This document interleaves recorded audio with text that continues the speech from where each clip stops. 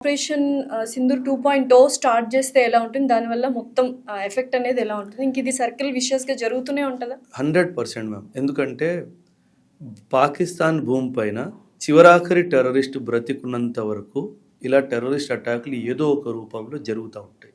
ఢిల్లీలో జరగచ్చు, జేఎండ్కేలో జరగచ్చు, హైదరాబాద్లో జరగచ్చు, గుజరాత్లో జరగచ్చు, ఎక్కడైనా జరగచ్చు. అంటే ఒకప్పుడు ఎలా అంటే మ్యామ్ బార్డర్ ఏరియాస్లో ఎక్కువ టెర్రరిస్ట్ యాక్టివిటీస్ జరిగాయి. కానీ ఇప్పుడు ఢిల్లీలో అటాక్ జరిగింది. 2011 తర్వాత మొదటిసారి ఢిల్లీలో అటాక్ జరిగింది. మనం ఫ్యాక్ట్స్ తీసుకుంటే కనుక 1997 నుంచి 2011 వరకు ఢిల్లీలో 8 సార్లు టెర్రరిస్ట్ అటాక్ జరిగింది. కానీ 2011 నుంచి 2025 ఈ 14 ఇయర్స్ గ్యాప్లో మొదటిసారి జరిగింది. దానికి గల రీజన్ ఏంటి?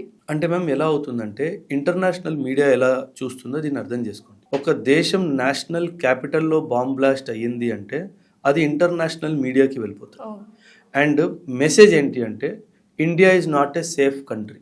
ఢిల్లీ అండ్ నార్త్ ఇండియా వింటర్స్లో టూరిజంని అట్రాక్ట్ చేస్తుంది. అండ్ ఇప్పుడు ఆ టూరిజం దెబ్బతినాలి అంటే ఇలాంటి టెర్రరిస్ట్ యాక్ట్ జరగాలి. జేఎండ్కేలో ఏం చేశారు? సమ్మర్లో అటాక్ చేశారు. జస్ట్ సమ్మర్ రాబోతుంది, ఎందుకంటే అక్కడ అంత ఐస్ ప్రాంతం కాబట్టి అందరూ టూరిజంకి వెళ్తారు.